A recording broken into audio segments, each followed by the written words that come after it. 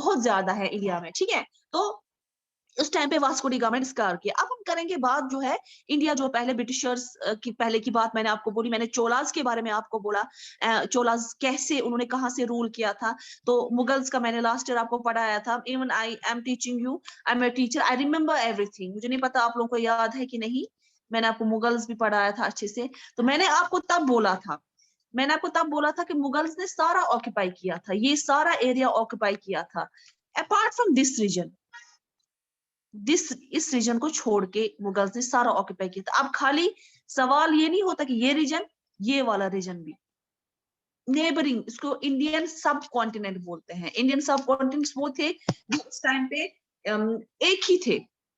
तब तो डिवीजन नहीं हुआ था, तब तो इंडिया पाकिस्तान नहीं था, या बाकी अफगानिस्तान वगैरह नहीं थे, बाकी जगह नहीं थे, तब तो वो सेम सारे थे, ठीक है। तो मुगल्स का रूल वहां वहां तक था। अब मुगल्स का रूल, अगर हम हिस्ट्री बोलते हैं ना, हिस्ट्री बहुत वास्ट है। मुगल्स का रूल यहाँ से क्यों था कि they were the Turks, they were from Turkey. उसके बाद जब टर्की से आगे आगे आगे उज्बेकिस्तान, उसके बाद पाकिस्तान, उसके बाद अफगानिस्तान, तो आहिस्ता आहिस्ता वो यहाँ एंटर हुए। और ये मैंने आपको लास्ट टाइम ही बोला है, जब वो यहाँ इंडिया में एंटर हुए तो क्या हो गया, उनको इंडिया का फ्लोरा फौना बहुत अच्छा लगा। यहाँ पे उनको बहुत अच्छा लगा इंडिया का फ्लोरा फौना, और जिस वजह से उन्होंने जो है इंडिया में ही अपना रूल किया, ठीक है। तो हम इस टॉपिक में यही पढ़ेंगे, ठीक है, इंडिया क्या था ब्रिटिशर्स के आने से पहले। अब सवाल होता है कि and India was very rich country at that time, क्योंकि जो हमारे जो रूलर्स होते थे, बादशाह वगैरह, उनके पास पैसा बहुत ज्यादा होता था, ठीक है, अच्छा खासा पैसा होता था, जिस वजह से वो वहां अच्छे से सरवाइव करते थे। इनफैक्ट कि उस टाइम पे जो बाकी कंट्रीज थी वो अंडर डेवलप थी, इंडिया तब डेवलप थी, ठीक है। तो अब हम कहेंगे, अब हम बात करेंगे पॉइंट की, how did they came to India, ठीक है। तो वो मैं पहले आपको again I will draw the, I will try to draw the map, hope you will draw better than me. तो क्या हो गया, अब जो है जब इंडिया, तो ठीक है ऐसा था, उसके बाद क्या हो गया कि ब्रिटिशर्स जो है वो, उन्होंने क्या बोला कि will come to India for trade, ठीक है। वो ट्रेड के लिए इंडिया आने लगे। उस उन्होंने अपनी, मोस्टली अपने ट्रेड के लिए आएंगे तो कुछ तो नाम रखेंगे, उन्होंने अपने कंपनी का नाम रखा east India company.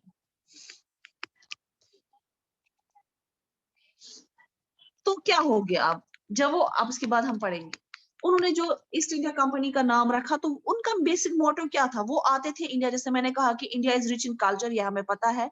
India is rich in resources, we have so many of resources here. जैसे हमें यहाँ पे स्पाइसेस खुद उगते हैं सारे, चाहे वो कार्डमम हो, कुछ भी हो, जैसे मैं आपको बोलूंगी दालचीनी हो, बड़ी इलायची, छोटी इलायची, what ever you know spices we are using for making food, all everything grows in India only, ठीक है।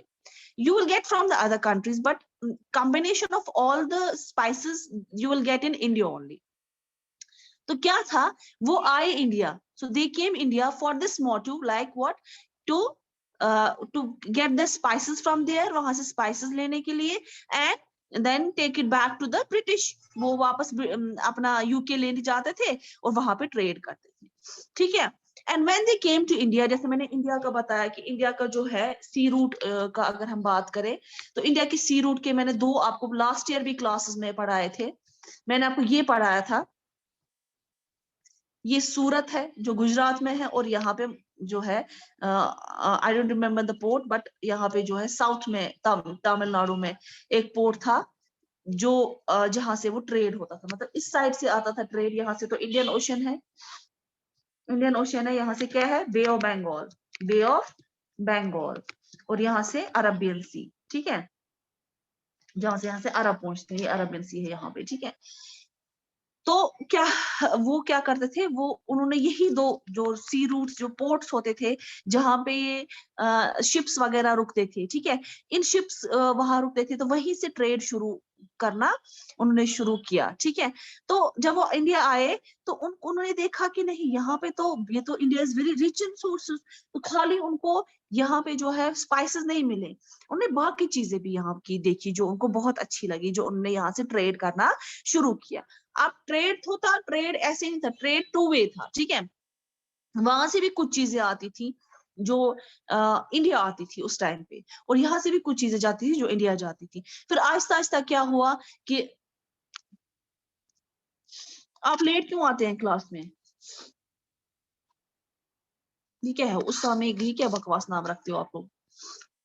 उसके बाद जो है, अब trade, it was not the one way trade, it was two way trade also, but mainly they have a focus, like they want to get more and more things from the India.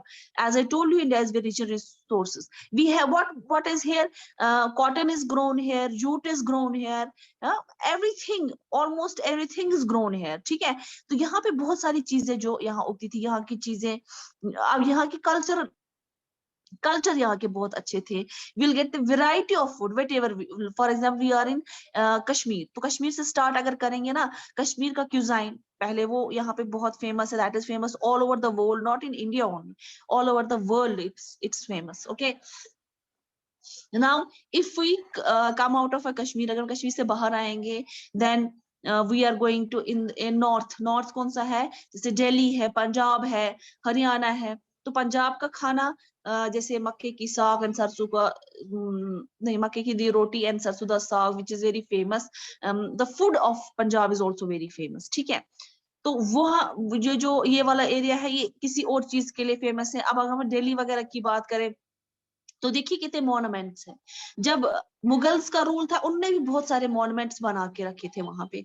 Agra में जाएंगे, ताजमहल है, दिल्ली में red fort है, जामिया मस्जिद है जो अभी भी है, ठीक है? तो उसके बाद अगर हम आगे वेस्ट बंगाल की तरफ जाते हैं, तो वहां का जो, वहां की भी ऑब्वियसली ट्रैम्स वगैरह, सबसे पहले it started in West Bengal only, Kolkata. Trams, तो ट्रैम्स आपको पता होगा वो क्या होता है, वो पहले बंगाल में ही स्टार्ट हुई थी। और वहाँ का जो ये स्वीट्स है वहाँ के, वो बहुत ज्यादा फेमस है बंगाल के, ठीक है? तो हर किसी का अपना अपना खसूसियात है। Now if we come to the east side, so we will see north, इसको नॉर्थ ईस्ट बोलते हैं, इसको सेवन सिस्टर्स बोलते हैं। So usually we try to discover that place because we will get the variety of food, not only the food, other things. We have seen earlier it was a Cherrapunji where it used to rain most. Now it is not Cherrapunji, it's somewhere in Meghalaya. Meghalaya में ही एक जगह है जहाँ पे बहुत ज्यादा बारिश होती है। जगह तो सेम है, मगर मतलब स्टेट तो सेम है, मगर जगह थोड़ी चेंज हो गई है। और वर्ल्ड क्लीनेस्ट विलेज जो है, that is also in Meghalaya. World का सबसे क्लीनेस्ट विलेज जो है, वो भी मेघालय में है, जिसको अवार्ड भी बहुत सारे मिल चुके हैं। So obviously you will be curious when you come from the other country, you will be curious to know should we go to that place, we'll see what good is over there that it has been awarded. Why is it called the world cleanest village? मतलब इतनी सारी चीजें हैं जो इंसान को attract करती हैं इंडिया की ओर। तो वहां से क्या हो गया, अब तो ब्रिटिशर्स आ गए, ठीक है? They started exporting their spices and all. with the time what they did, they started doing other things also. They started to export other things also, and many people used to come from like they used to establish the East India Company. Then what happened कि वहां से उनने बहुत लोगों को बुलाया। आहिस्ता आहिस्ता what happened, they call the military also there. तो स्लोली व्हाट हैपेंड, द उस टाइम पे जो भी रूलर था, उसको क्या गया, उसका डिक्लाइन हो गया, ठीक है? He couldn't survive in front of the Britishers.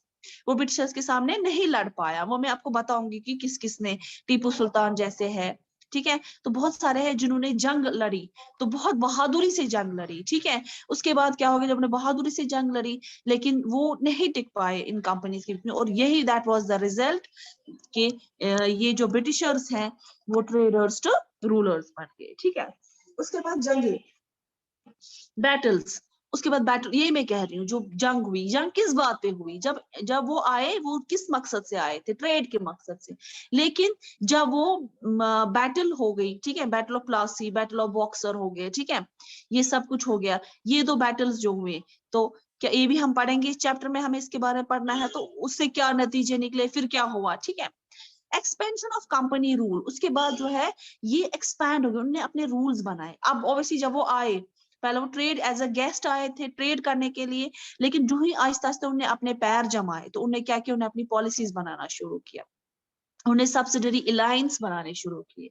Claim to पैरामोंटी सी, मतलब जो इनके अपने क्लेम्स, अब हम आगे बढ़ेंगे वो क्या क्लेम था, डॉक्ट्राइन ऑफ लैप्स, ये सब कुछ उन्होंने अपने रूल्स बनाने शुरू किए। तो रूल्स कब बनाने शुरू किए, जब वो उस जगह पे रहना शुरू, ने जब अपनी हुकूमत स्टार्ट की तो उनकी जो मिलिट्री वगैरह वहां आई, उनके लोग वहां आए, तो उन्होंने ये सब कुछ स्टार्ट किया। ठीक है, उसके बाद मैं आपके साथ next will I am going to share the next slide which will help you to understand the topic well.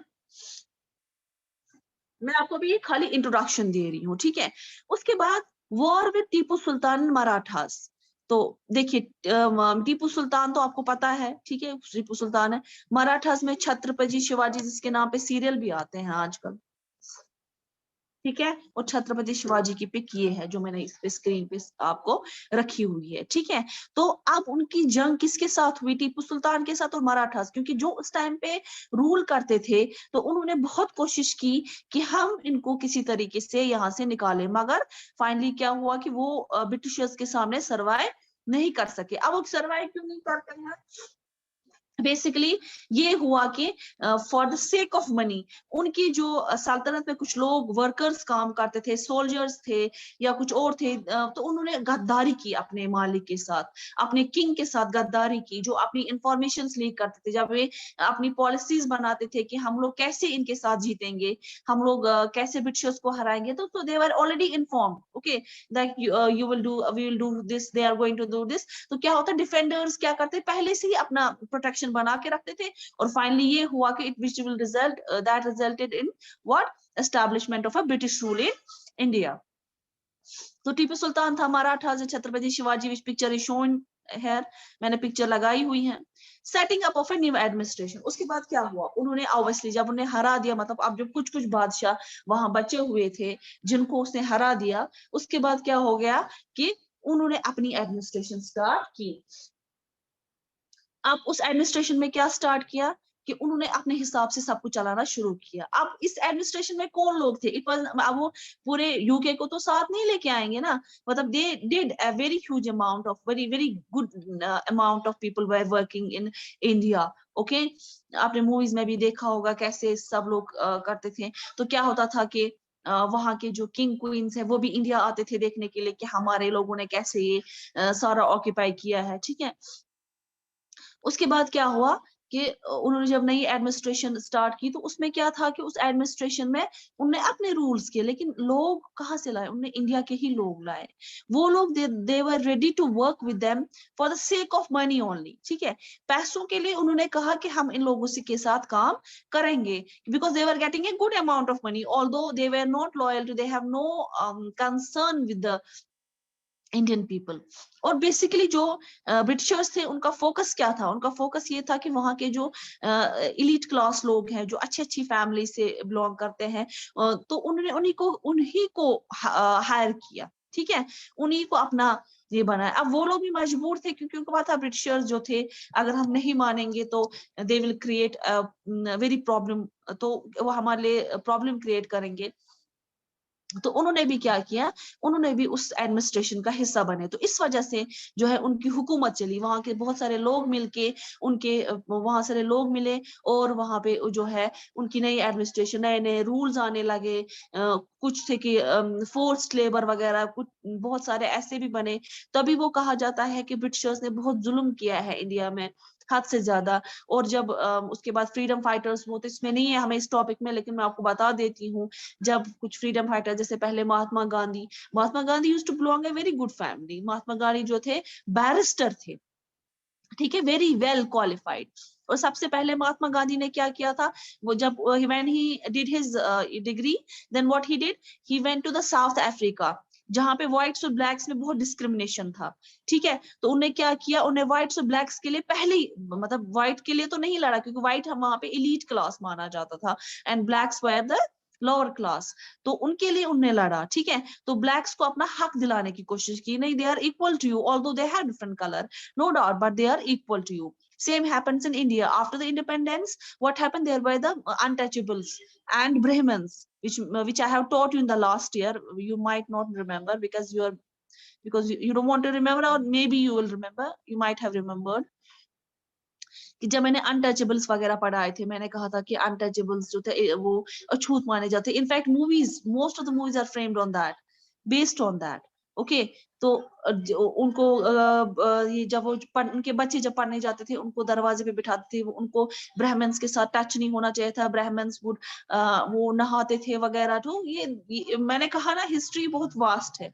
अगर आप इसको कनेक्ट करने की कोशिश करोगे तो बहुत ज्यादा आगे जाएगा। ठीक है, उसके बाद कंक्लूजन हम पढ़ेंगे। ठीक है, उसके बाद क्या कंक्लूजन निकला फाइनली इसका, ये हमारे टॉपिक्स हैं जो इस चैप्टर में हम पढ़ने वाले हैं। Now anybody having any question? No, ma'am. No, ma'am. No, ma'am. सबको No, समझ ma'am. आया मैंने क्या पढ़ा?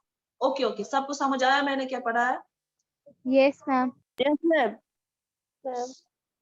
तो क्या पढ़ना है हमें अब कल से, बताइए। अब मैंने इतना पढ़ा है आपको, आप मुझे बताएं कल से हमें कौन सा टॉपिक पढ़ना है। कल से हमें कौन सा टॉपिक पढ़ना है? मैं from trade शाबाश। इस लेसन के बारे में पढ़ना है। ये आज था उसके बाद इंट्रोडक्शन। हाँ, तो टॉपिक चैप्टर का नाम क्या है? From trade From to territory. trade to territory. अच्छा, उसके बाद इसका जो कल हम पहला टॉपिक टच करेंगे वो क्या है? East India Company comes east. तो ईस्ट इंडिया कंपनी आपको पता है, मैंने आपको इंट्रोडक्शन दिया ना, क्या है? Yes, ma'am. अच्छा अच्छा, चलिए, आप लोगों को समझ आ रहा है मैं क्या पढ़ा रही हूँ? Yes, ma'am. अच्छा, कुछ Yes, है, ma'am. कोई इशू है कुछ? No, ma'am. No, ma'am. No, ma'am. तो ये जो है, ये टॉपिक जो है, ये जो चैप्टर है, बेसिकली ये इसमें मतलब visually we are aware of this. Visually क्यों अवेयर है? क्योंकि हमने बहुत सारी मूवीज इसकी बेसिस पे देखी है। हमें पता है कि जब ब्रिटिशर्स का रूल था क्या क्या है, बहुत सारी मूवीज उसकी बेसिस पे बनी हुई हैं। तो उसके बाद क्या है कि जो ये पहला टॉपिक है, आप इसको खुद भी पढ़ोगे। क्यों पढ़ोगे? ताकि आपको थोड़ा कॉन्सेप्ट क्लियर हो जाए। ठीक है, उसके बाद मैं फिर स्टार्ट करूंगी, then it will be easy for you. तो are you okay with the slides which I am showing you on the screen? Yes, ma'am. Yes, ma'am. Yes, ma'am. तो ऐसे ऐसे ठीक है पढ़ाना कि बुक का पेज रखे स्क्रीन पे? व्हाट डू यू से? मैं जिससे ज्यादा समझ आएगा। आपको क्या लगता है? आपने तो इससे पहले भी पढ़ा है ना तंजीला मैम के पास, तो आपको कैसा लग रहा है क्या? मैं ऐसे ही ठीक है। हाँ, I will keep Yes, slides. ma'am. Okay, उससे क्या हो जाएगा कि आप जब बुक में आपको समझ नहीं आ रहा मैम कहाँ पढ़ा रही है, क्या पढ़ा रही है, तो इससे आपको वो जो बुक होती है, बुक से मैं क्या करती हूँ, टॉपिक निकाल के उसको पॉइंट्स में करके स्लाइड बनाते हैं, फिर वो पॉइंट्स से समझाती हूँ। तो उससे क्या हो जाता है कि उससे आपको इजिली याद रहता है। और अगर आप चाहोगे ना, आप इस स्लाइड सेव भी कर सकते हो। फिर क्या करना है, एग्जाम के टाइम आपको इस स्लाइड्स देखनी है, अच्छा मैम ने ये पढ़ाया था, इस टॉपिक में ये पढ़ाया था, और आपको पता है कि आपको आज तो क्वेश्चन टेक्चुअल नहीं आएंगे, ये तो बुक में से आएंगे, तो this will be better for you. Okay, anybody having any question? No, No, ma'am. ma'am. Okay, अल्लाह हाफिज, क्लास देन। Allah.